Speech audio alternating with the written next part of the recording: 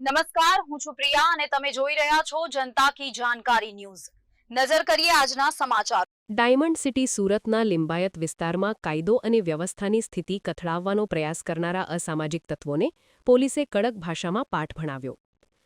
Diamond city સુરતના લિંબાયત વિસ્તારમાં કાયદો અને વ્યવસ્થાની સ્થિતિ કથળાવવાનો પ્રયાસ કરનારા અસામાજિક તત્વોને પોલીસે કડક ભાષામાં પાઠ ભણાવ્યો છે। થોડા દિવસો પૂર્વે એક રિક્ષાચાલક પર થયેલા જીવલેણ હુમલાના કેસમાં પોલીસે ગણતરીના દિવસોમાં 6 આરોપીઓની ધરપકડ કરી છે।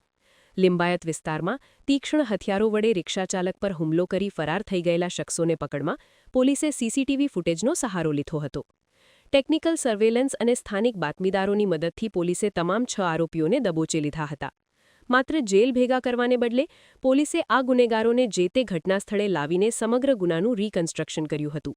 આ દરમિયાન પોલીસનો કડક મિજાજ જોઈ હુમલો કરનારા શખ્સોની શાન ઠેકાણે આવી ગઈ હતી અને તેમની ચાલ પણ બદલાઈ ગયેલી જોવા મળી હતી। આ કાર્યવાહી દ્વારા લિંબાયત પોલીસે અસામાજિક તત્વોને કડક ચેતવણી આપી છે કે કાયદામાં રહેશો તો ફાયદામાં રહેશો।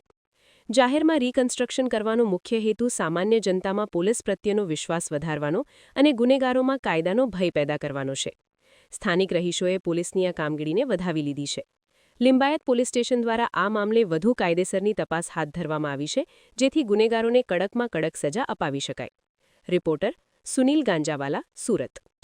15 દિવસ પહેલા સલાબતપરા પોલીસ સ્ટેશન વિસ્તારમાં ફરિયાદીશ્રીને અને આરોપીઓને માથાકૂટ થયેલી હતી। જે અનુસંધાને ફરિયાદીશ્રી પોતાની રિક્ષા લઈને આ જગ્યા ઉપર લઘુશંકા કરવા ગયેલા હતા ત્યારે 2 દિવસ પહેલા આરોપીઓએ 2 મોપેડો પર આવીને તેમનો પીછો કરી અને ચપ્પુ અને લાકડાના ફટકા વડે તેમને માર મારેલ હતો। જે અનુસંધાને લિંબાયત પોલીસ સ્ટેશને તાત્કાલિક ગુનો નોંધી અને 6 આરોપીને તાત્કાલિક પકડી અને કડકમાં કડક કાર્યવાહી કરેલ છે અને તમામ આરોપીને પકડીને ગુનાવાળી જગ્યાએ લાવીને રીકન્સ્ટ્રક્શન પંચનામું કરવામાં આવેલ છે।